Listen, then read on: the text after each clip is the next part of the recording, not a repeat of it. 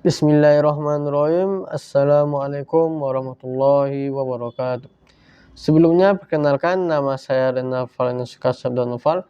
Saya berkuliah di Fakultas STAI Bulautan Duri ya, dengan jurusan Pendidikan Agama Islam. Dan di video kali ini kita akan membahas mengenai bab kepemimpinan dalam pendidikan. Nah, di dalam bab ini ya kita akan lebih dalam lagi ya mengetahui ya konsep dasar kepemimpinan, gaya-gaya kepemimpinan, cara evaluasi dalam kepemimpinan pendidikan. Oke, kita yang pertama itu kita akan masuk ke konsep dasar kepemimpinan. Nah, sebelum itu kita harus tahu dulu ya pengertian kepemimpinan dalam pendidikan.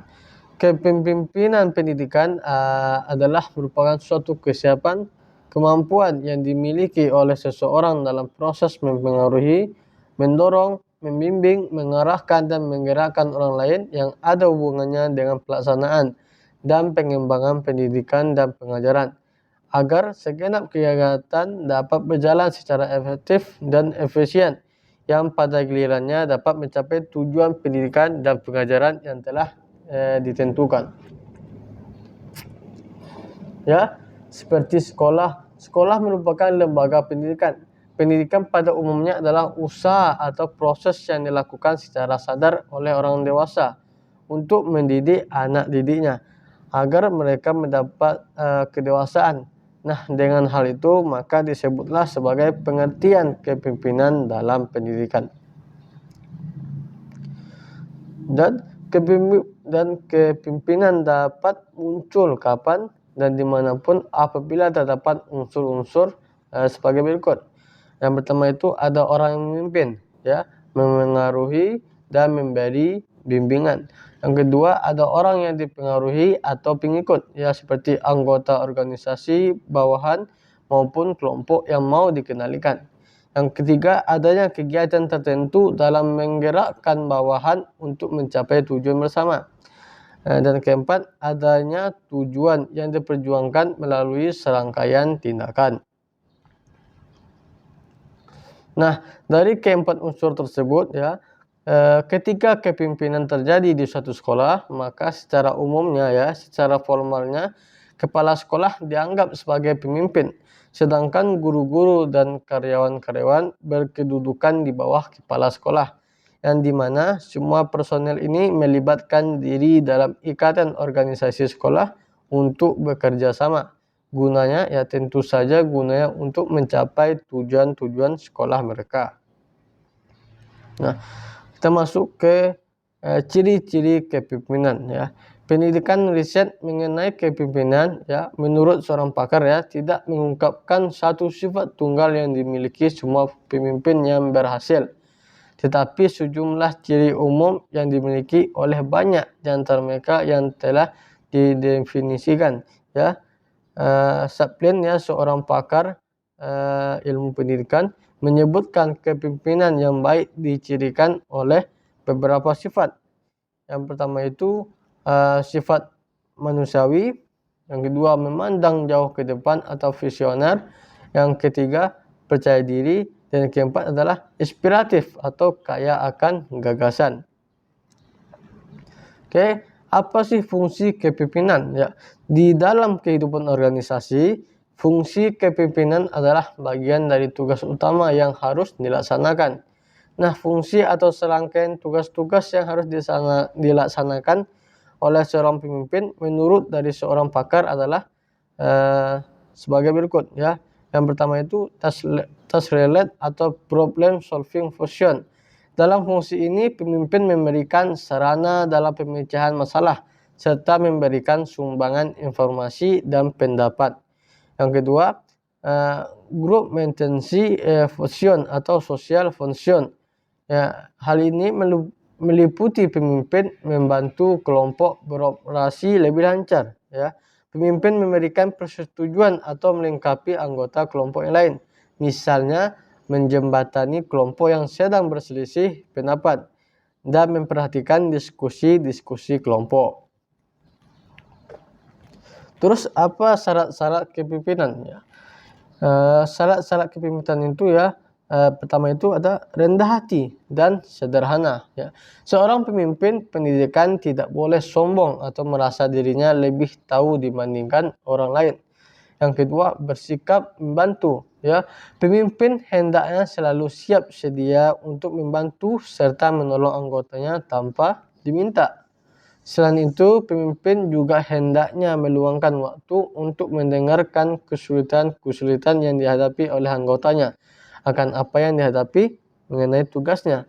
Yang ketiga, sabar dan memiliki kestabilan emosi.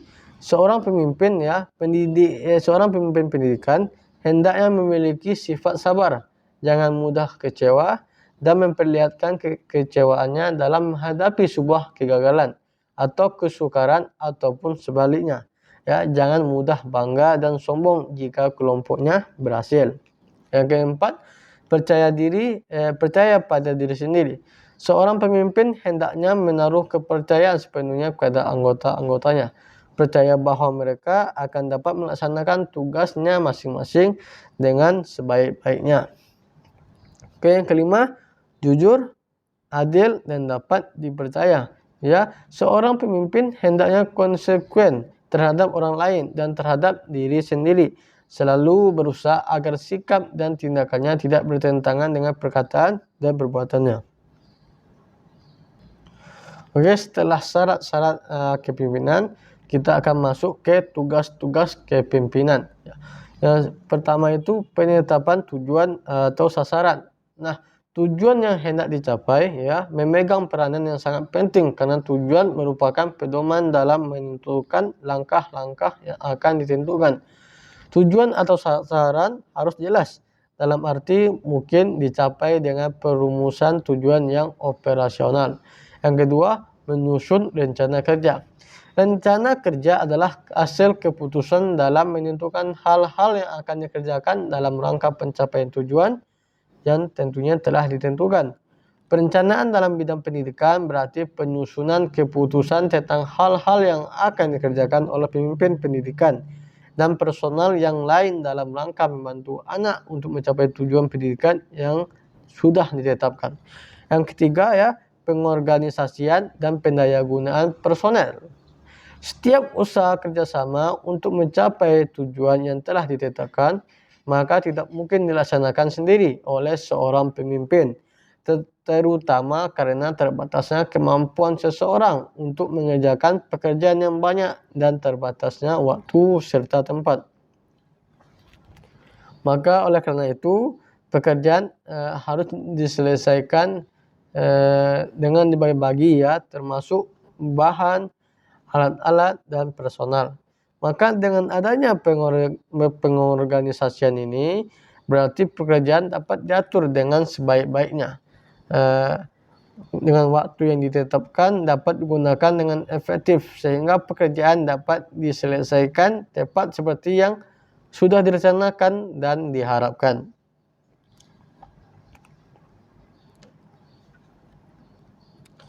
Oke, kita masuk ke pembahasan berikutnya, yaitu gaya-gaya kepemimpinan. Yang pertama itu ya, di sini ada 3 gaya ya. Yang pertama itu ada gaya kepemimpinan otokratis, yang kedua kepemimpinan biarlah, dan yang ketiga kepemimpinan demokratis. Nah, kita bahas yang pertama dulu ya. Kepemimpinan otokratis ya, adalah artinya itu dalam kepemimpinan otokratis pemimpin bertindak sebagai diktator terhadap anggota-anggota kelompoknya. Baginya pemimpin adalah menggerakkan dan memaksa kelompok. Dan yang kedua ya, kepemimpinan biarlah. Dalam kepemimpinan ini pemimpin tidak memberikan pinjaman atau tidak memberikan pimpinan, Itu berarti pemimpin membiarkan anggotanya berkehendak semaunya. Pemimpin tipe ini sama sekali tidak memberikan kontrol ataupun koreksi terhadap pekerjaan anggotanya. Pembagian tugas dan kerjasama diserahkan kepada anggota-anggota kelompok tanpa petunjuk ataupun saran dari pimpinan. Yang ketiga, kepemimpinan demokratis. Nah, pemimpin yang bertipe demokratis menafsirkan kepimpinannya bukan sebagai diktator.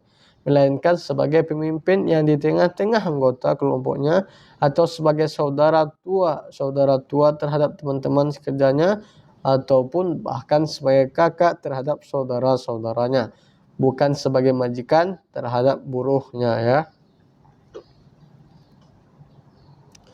Oke, kita masuk ke pembahasan selanjutnya. Pembahasan ini mengenai cara evaluasi dalam kepemimpinan pendidikan. Nah, yang pertama itu adalah seleksi. Ya. Apabila terjadi jabatan kepemimpinan yang kosong, maka dilakukanlah seleksi. Orang yang akan melakukan jabatan untuk mengisi lowongan jabatan pasti dilakukan prosedur kualifikasi. Ya. Apa saja? Yaitu menganalisis ciri-ciri jabatan yang kosong. Yang kedua, kandidat dinilai melalui tes, interview, dan tugas-tugas. Yang ketiga, informasi mengenai keberhasilan pemimpin. Nah, yang kedua ya adanya pelatihan.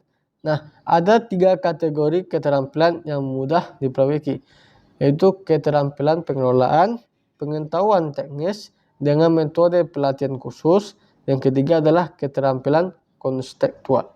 Nah, yang ketiga pembahasan selanjutnya rekayasa situasi. Memperbaiki kepemimpinan dalam organisasi diperlukan ya, karena akan banyak perubahan yang terdapat dalam organisasi.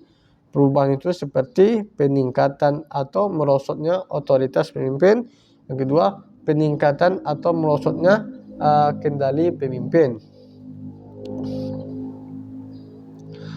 Ke teman-teman, di dalam evaluasi dalam kepemimpinan pendidikan juga berperan sebagai pengukur kemajuan, alat planning, dan alat perbaikan. Evaluasi ini menitik beratkan pada unsur manusia atau orang yang bertanggung jawab dan memimpin kegiatan di sekolah, ya, yaitu seperti kepala sekolah ya. Nah, di kepala sekolah sebagai seorang pemimpin dapat kita evaluasi ya pada segi-segi kepemimpinannya, sikapnya baik ke dalam maupun keluar, dan segi-segi kepribadiannya. Sedangkan guru sebagai pelaksana program pendidikan dapat kita evaluasi ya sebagai seperti keahlian dalam bidang profesinya, kecakapan menggunakan ilmu-ilmu tentang pendidikan di dalam tugasnya, dan sikapnya sebagai anggota kelompok terhadap anak didik, sesama guru, dan terhadap pimpinan beserta dengan tugasnya. Terus cara-cara yang dapat kita tempuh ya, cara-cara yang dapat ditempuh kepala sekolah dalam membantu guru-guru menilai pekerjaannya itu seperti melakukan kunjungan kelas untuk membantu guru dalam memecahkan masalah yang timbul. Yang kedua, mendorong guru untuk melakukan penilaian diri sendiri. Yang ketiga, mendorong guru untuk memberanikan diri meminta penilaian dari murid-muridnya sendiri. Dan keempat, evaluasi dilakukan oleh sesama guru. Nah, sedangkan kepala sekolah sebagai pimpinan dapat dinilai melalui evaluasinya dapat kita nilai sebagai berikut. Yang pertama, kepala sekolah melakukan penilaian sendiri. Yang kedua, evaluasi dapat juga dilakukan oleh pengawas.